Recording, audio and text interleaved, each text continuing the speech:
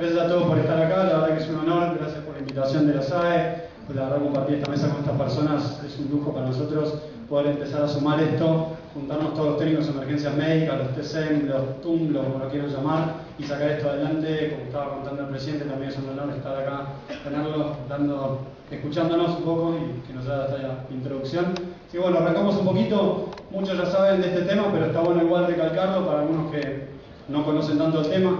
Sí, vamos a hablar un poquito del médico y el TEM, ¿sí? O el TCM, como lo quieran llamar, hay varios nombres que pueden encontrar acá en el país. Vamos a hablar nuevamente de lo mismo, ¿sí? Y vamos a arrancar un poquito, esto es lo que nos hacen poner, no hay ningún tipo de conflicto de intereses. Y bueno, aquí la primera pregunta que tenemos que tener es ¿qué es el TEM o qué es el TCM? ¿Qué hace el técnico de emergencias médicas? Lo más importante para mí es recalcar qué es lo que no hace, ¿sí? Empecemos por quién no es.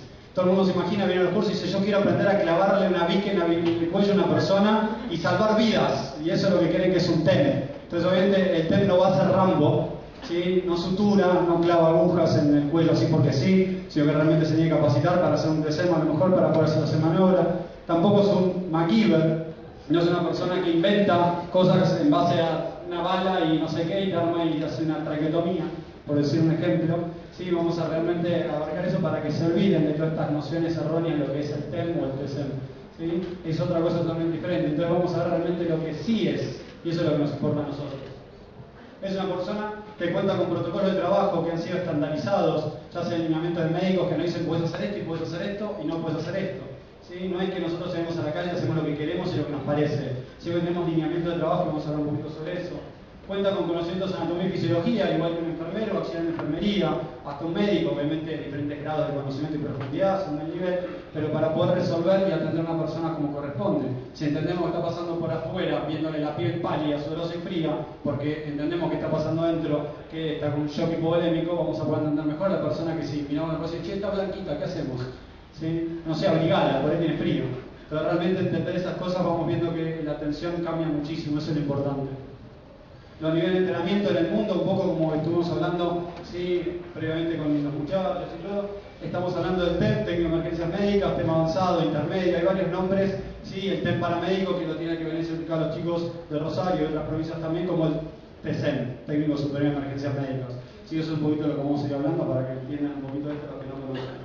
Y en Argentina, como les decía, hay diferentes niveles que tenemos, hay muchos nombres de todo tipo, no quiere decir que cumplan estándares, hoy por hoy hemos encontrado muchos cursos muy buenos y también cursos de gente que está dando que hace un curso de 2 días y te dice que sos paramédico. Entonces obviamente tratar de empezar a romper eso también y unificar sería genial para tener todos el mismo nivel y hablar de lo mismo. ¿Cómo trabaja el TEM? Y vamos a ver rápidamente el sistema de evaluación del paciente. Esta es una herramienta a nivel internacional que se ve en la mayoría de los cursos de técnico de emergencias médicas que te ordena cómo trabajar. Es una herramienta muy sencilla, la mayoría de la gente la conoce, pero bueno, repasamos un poquito para que vean. Está bueno, obviamente, siempre repasar conocimientos y por qué no aprender siempre algo nuevo. Obviamente, como dice ahí, la evaluación de la escena, la evaluación primaria, la historia del paciente, la evaluación secundaria, un poquito dentro de la evaluación secundaria profundizar y el seguimiento.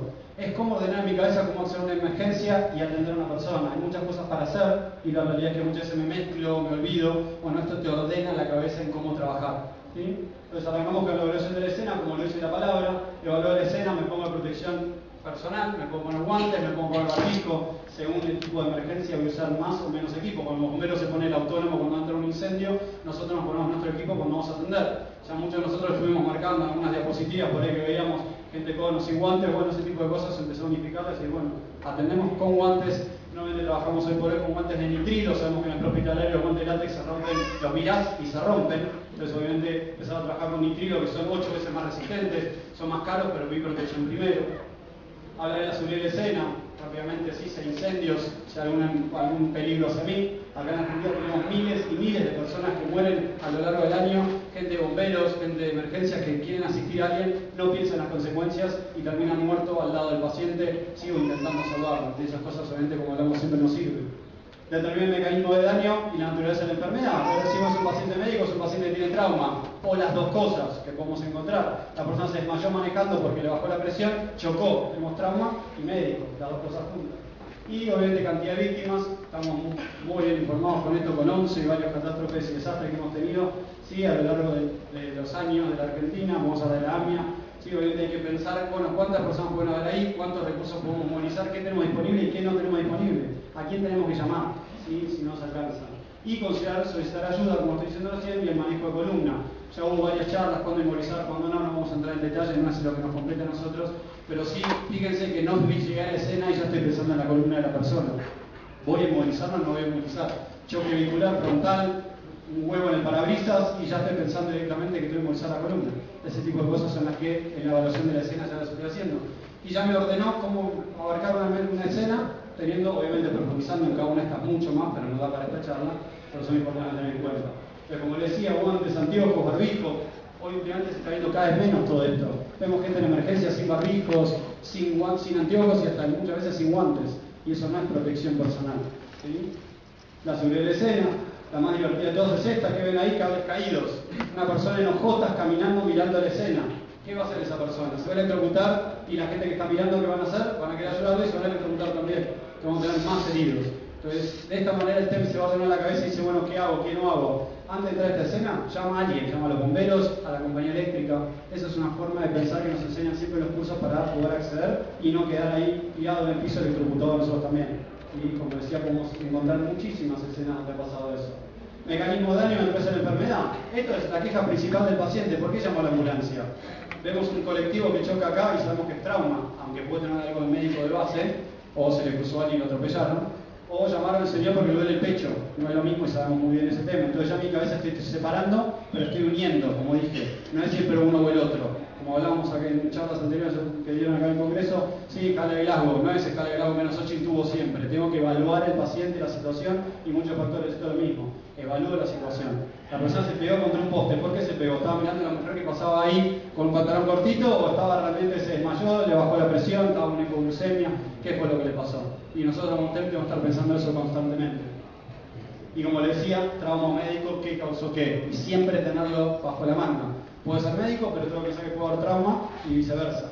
¿Sí? La viejita se cayó en la calle y se golpeó la calle y quedó inconsciente, o quedó inconsciente y se cayó y se pegó en la cabeza. Son dos escenarios diferentes para tratar. Y eso es lo que tengo que aprender un poquito. Obviamente cantidad de recursos y víctimas, imagínense una situación así no muy agradable y tenéis que acceder a esto. Bueno, como TEMS nos van a enseñar, nos enseñaron a qué en la cabeza tenemos que empezar a movilizar para poder atender un escenario así. Ayuda adicional, como decimos siempre, ¿cuántas personas tenemos? 3. Si yo llego con la ambulancia y me encuentro esto, ¿qué tengo que hacer? Pedir ayuda primero. ¿Sí? No me puedo poner a atender y después pedir ayuda, porque todo el tiempo que me pasé atendiendo hay personas que están en emergencia también y necesitan más ayuda. Entonces me voy ordenando en mi cabeza eso. Fíjense que de vuelta no estoy ni siquiera atendiendo a la persona, estoy simplemente viendo el escenario. Y el tema de manejo columna, no inmovilizar por demás, pero como decimos siempre, ninguno de nosotros querría estar el resto de su vida andando en silla de ruedas, ¿o sí? ¿A alguno le gustaría andar en silla de ruedas el resto de su vida? El paciente tampoco. Entonces, primeramente vamos a hacer todo lo posible para no dejarlo en silla de ruedas, descartando, como estamos viendo protocolos que van cambiando, el tema de la inmovilización si hace falta o no, según algunos protocolos de trabajo. ¿Bien? Luego entramos en lo que es la evaluación primaria. ¿Qué es la evaluación primaria? Es ver si está vivo o no está viva la persona, si puede correr riesgo su vida o no. Es más que nada eso. La evaluación primaria va a entrar lo que es la impresión general, lo voy a mirar al paciente, voy a ver cómo está.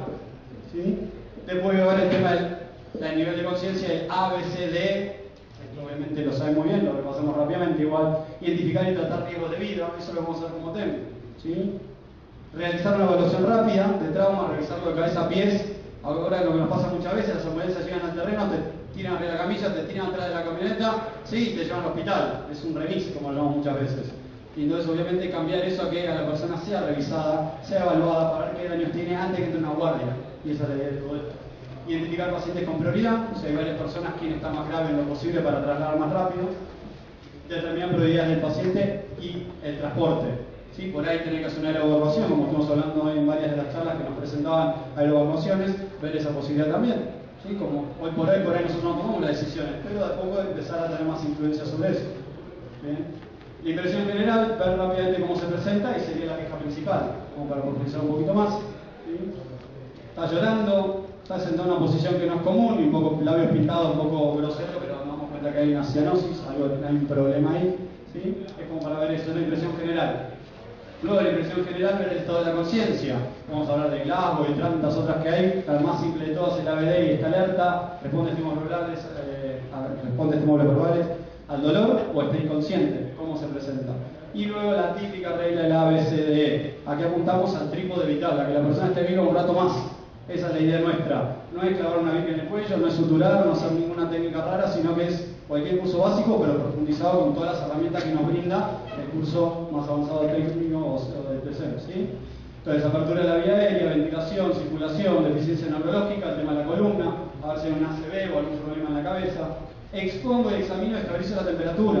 Muchas veces escucho y me dicen, no, hay que trasladar rápido al hospital, en el hospital lo revisarán. Con 5 minutos de traslado, una persona está teniendo una hemorragia que no paramos y es pérdida de sangre cuando hay que reemplazar en el hospital. ¿Por qué no evitar esa hemorragia para que después reduzcamos el tema de tratamiento en el hospital a lo mejor? Y eso es lo que apuntamos un poco con todo esto. El DECAPU de ley nos encanta y ya hemos visto a lo largo de estos días del Congreso todas las reglas mnemotécnicas como para acordar unas cosas. En emergencia hay 10 millones, no es que te tienes a la memoria, pero está bueno tener una idea para poder ver qué tengo que buscar en el paciente, ordenar la cabeza. Hay una linda regla que es el DECAPU de ley que me dice qué es lo que tengo que buscar. Una evaluación rápida de trauma, reviso de cabeza a pies antes de ponerlo arriba de la tabla, antes de ponerlo arriba de la ambulancia. Ninguna persona debería subir a una ambulancia sin haber hecho esto antes. Casos excepcionales, una persona está en paro respiratorio y en paro cardio. Lo que tenés que, obviamente, reanimarlo. Todo el resto de los casos tendrías que revisar de punta a punta a ver qué tiene. No sería ideal que entre una guardia y le digas al de la guardia tiene esto, esto, esto y esto. Así cuando ellos buscan se pueden focalizar un poco más en lo que vos encontraste y no sea buscar el típico búsqueda del tesoro, a ver qué encuentro en el paciente cuando entran a la guardia. Es acortar un poco los tiempos de respuesta, esa es la idea con todo esto. ¿Bien? Seguimos entonces el historial del paciente. ¿Qué lo vamos a hacer? Como dice la palabra, historial. Sacar toda la información de la persona. Si es trauma médico o médico, eso mucho no me cambia, pero lo que voy a hacer es profundizar en la queja principal y sacar lo que es la regla mnemotécnica SAMPLE o SAMPUE. Cualquiera de las dos son válidas, la SAMPLE es la americana, SAMPUE en español la cambiamos un poquito para adaptarla. Y unas preguntitas más sobre QRST que también sirven para poder atender a la persona y sacar la información, que ahora lo vamos a repasar rápidamente. Entonces el SAMPUE o SAMPLE, signos y síntomas, si es alérgico a algo, y esto muchas veces lo escuchamos en los cursos, en la vía pública, ¿sos alérgico a algo? No. No, y es como que de checklist, lo hago así por pasar porque lo tengo que hacer. La realidad es que es importante, después cuando entre una guardia esta persona y le metan una droga, algún medicamento o algo que pueda llegar a reaccionar a esta persona por ser alérgica, no es un checklist, es totalmente profundizar, porque la persona ni siquiera sabe que es alérgica. Ah, no, el médico me dijo que no tengo que tomar tal cosa, pero él no entendió por qué, a lo mejor eso es una alergia.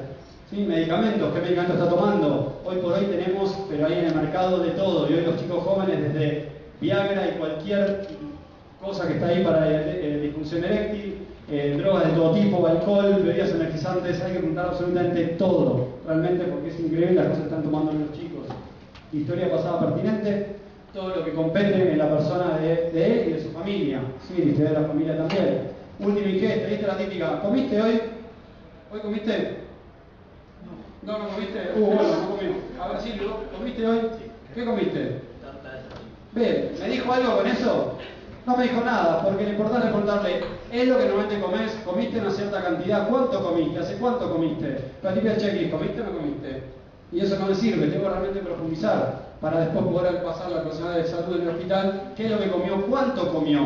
Le duele la panza y se comió 5 tartas. Bueno, ahí me va a decir que hay un problema, pero no me va a decir, che, comí 5 tartas. Sí, comí tarta. Entonces realmente profundizar, y no son checklists como digo, sino realmente profundizar. Y eventos es qué llevó a la emergencia. Esa es un poquito la queja principal. Como verán de vuelta, es ordenar en mi cabeza, así como cómo encarar la situación, qué preguntarle a la persona, cómo para poder resolver la emergencia. Otras preguntas interesantes, en todo lo que es médico, también OPQRST es conocido como Alicia, por algunos la conocen como Alicia, son las dos válidas, están buenísimas, me ayuda de vuelta a ordenar. Origen, ¿cuándo empezó el problema? ¿Qué lo provocó? ¿Sí? La calidad, cómo lo escribe la persona, es un dolor opresivo en el medio del pecho que se irradia de maxilar inferior en el hombro izquierdo, cartel rojo. ¿Sí? Y ese tipo de cosas son las que me importa a mí. La región y si se irradia a algún lado, la severidad y el tiempo. Si es la primera vez que le pasó esto, cómo ha ido progresando. Y si se fijan de vuelta con toda esta información, imagínense, yo llego al hospital, médicos acá, doctora, o hay más médicos acá. ¿No te gustaría que entre a la guardia y te diga tiene un dolor especial en medio del pecho que empezó hace 2 horas y te cuento todo este historial? Sería genial, ¿no trabajás mejor vos? Entonces esa es la idea de nosotros como técnicos de emergencia médica, poder ofrecer el mejor servicio posible en el prehospitalario para que cuando entre una guardia vos puedas hacer mejor tu trabajo. Es lo que apuntamos nosotros.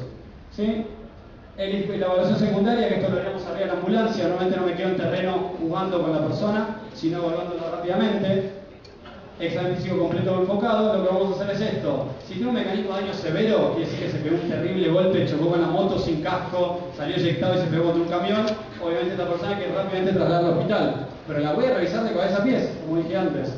Y obviamente aún signos vitales en el terreno, en lo posible si puedo, si no olvidé la ambulancia, revalúo, traslado, cargo, trato y traslado. Y no es el típico 2, que decimos en Estados Unidos, load and go, cargo y me voy. Acá a veces se toma muy literal, cargo y me voy, lo tiro atrás de la ambulancia y me voy. A lo que contamos es cargar y tratar, ir atrás con el paciente y atendiéndolo, obviamente. Y si no es un mecanismo de daño severo, ¿no?, y está consciente, me tomo más tiempo, hago más preguntas y como hablar en otras exponencias, ver si traslado o no recargar el hospital, que a lo mejor el hospital ya está bastante recargado, no sacar de circulación una ambulancia que podría estar en otra emergencia que se necesita mucho más. Y eso lo dan los años de experiencia, obviamente, y la capacitación. Signos vitales, obviamente no vamos a entrar en detalle, pero voy a tomar los signos vitales, se toman antes y después de cada intervención. ¿Sí? Y obviamente la evaluación detallada, que es muy parecida a la rápida, pero ahora me tomo mi tiempo. Tengo tiempo de ambulancia, 5 minutos de traslado, 5 minutos de revisarlo de cabeza a pie, no sentarme en el asiento y quedarme mirando, bueno, ¿qué hacemos? Me voy haciendo algo con el paciente para ayudarlo, para que cuando entre a la guardia, mejor le puedan sacar los X del lugar donde le duele, encontrar una deformidad o una contusión, lo que sea que encuentren en el paciente. Esa es la idea.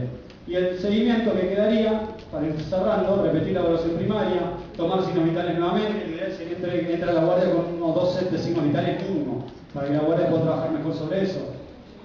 Repetir la evaluación enfocada en la queja principal, volver a preguntarle el OPQRCT, no se lo pregunto absolutamente todo, pero se vuelve a preguntar, por a lo mejor el dolor antes era del 1 al 10, 8 y ahora es 6 con el tratamiento que le di, o viceversa, ahora le duele mucho más.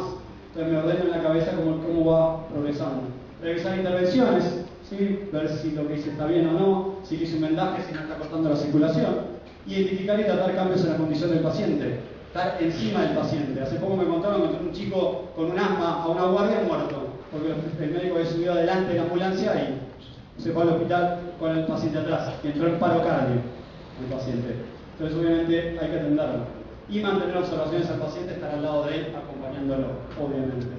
Entonces, ¿qué apuntamos con todo esto? Para que se entienda qué es el tema, un poquito de introducción, muchos lo sabían, pero al menos para ver que los médicos tratan de buscar un ámbito de práctica de los distintos niveles, lo que hablaba por el presidente, ¿sí? Empezar a juntarnos y ver, bueno, qué nivel este, qué nivel otro, ¿sí? El TCEM, el TEM, ir apuntando diferentes niveles y bueno, cada uno se adecuará al programa que le gusta.